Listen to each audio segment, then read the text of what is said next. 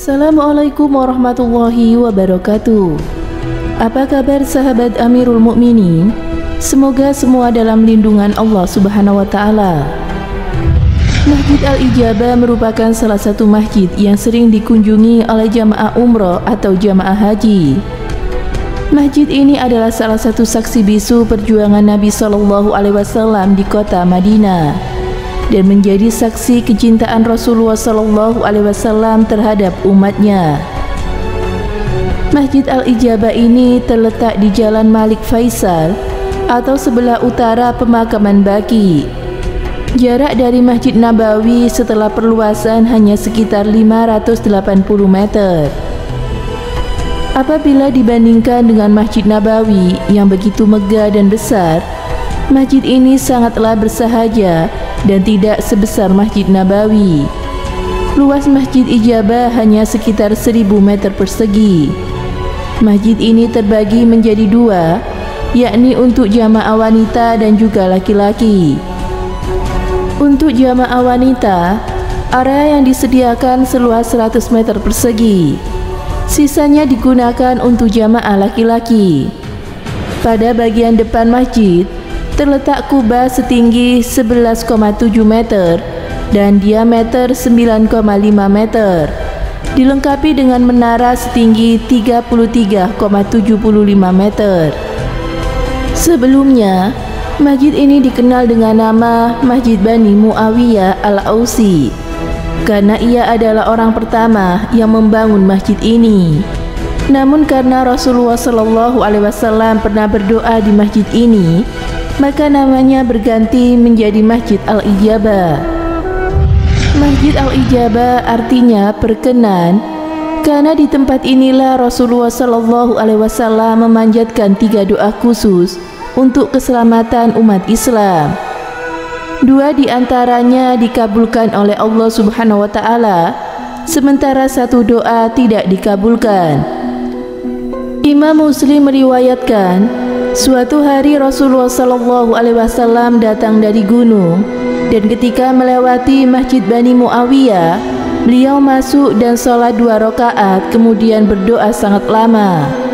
Usai berdoa, Rasulullah SAW berkata, "Saya telah memohon kepada Allah 3 hal dan Allah mengabulkan 2 dan menolak yang 1.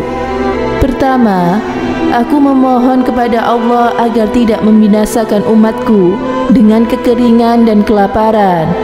Lalu Allah mengabulkannya. Kedua, aku memohon agar Allah tidak membinasakan umatku dengan menenggelamkannya. Dan Allah pun mengabulkan.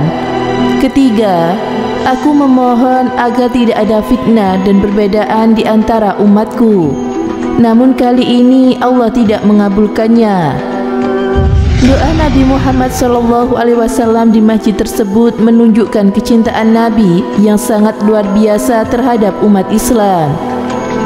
Kecintaan Rasulullah SAW terhadap umatnya melebihi kecintaannya kepada dirinya sendiri dan keluarganya. Beliau tidak mau suatu saat umatnya binasa karena sebab-sebab yang disebutkan di dalam hadis tersebut.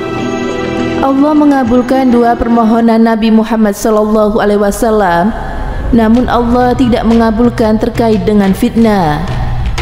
Hal tersebut menandakan fitnah dan perbedaan merupakan salah satu musuh terbesar umat Islam.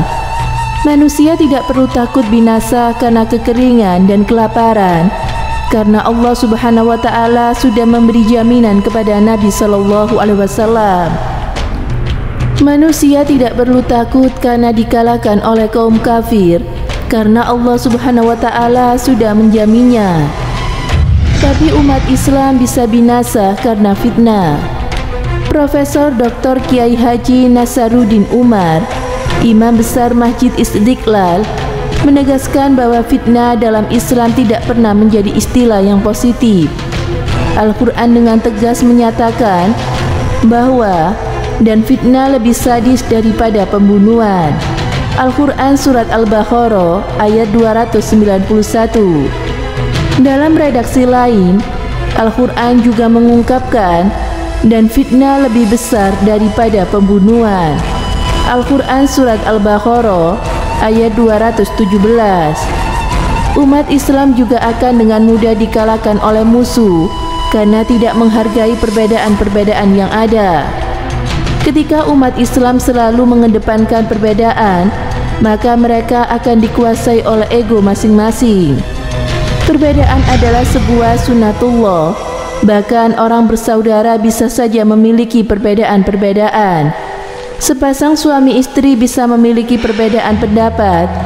Perbedaan-perbedaan yang ada apabila tidak disikapi dengan bijak akan menimbulkan fitnah.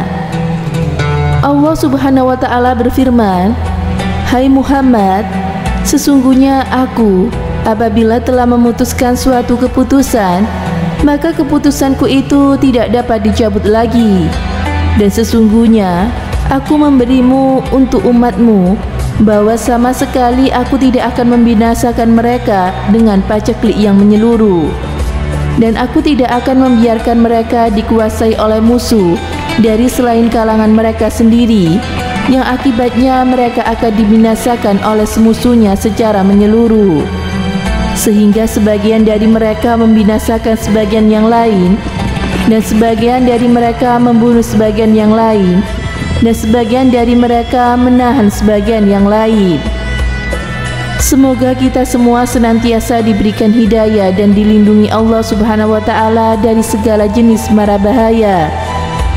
Semoga kita semua dapat berkunjung ke Masjid Al-Ijabah dan tempat bersejarah lainnya di kota suci Madinah. Amin. Semoga bermanfaat.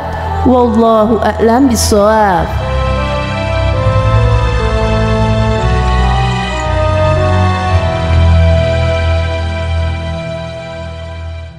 Assalamualaikum warahmatullahi wabarakatuh. Pemirsa Amirul Mukminin yang dirahmati Allah Subhanahu wa Ta'ala. Doa adalah manifestasi dari ketidakberdayaan seorang hamba yang selalu butuh bantuan kepada Sang Maha Pencipta, Allah Azza wa Jalla. Di dalam kitab Lubabul Hadis Imam As-Suyuti disebutkan bahwa ada 10 hadis tentang fadilah atau keutamaan berdoa di dalam Islam. Yang pertama adalah doa adalah intinya ibadah. Yang kedua, Allah menyukai orang-orang yang melanggengkan di dalam berdoa. Yang ketiga, tidak ada sesuatu apapun yang lebih mulia di sisi Allah Ta'ala daripada berdoa.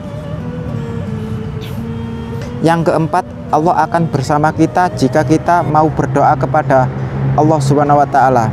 Yang kelima, barang siapa tidak berdoa kepada Allah, maka Allah akan marah kepadanya. Yang keenam, meninggalkan doa adalah maksiat. Yang ketujuh, doa itu senjata orang mukmin, tiang agama, cahaya langit dan bumi. Kedelapan, doanya orang yang terzalimi itu dikabulkan meskipun ia durhaka, sedangkan kesaliman itu urusannya dengan Allah dan dirinya. Kesembilan, takutlah dengan doa orang yang dizalimi. Yang kesepuluh, takutlah dengan doa orang yang dizalimi karena meskipun ia kafir, karena sesungguhnya doanya tidak akan ditolak, sedangkan kekafirannya urusannya dia dengan Allah Subhanahu wa Ta'ala. Semoga memberi manfaat. Wassalamualaikum warahmatullahi wabarakatuh.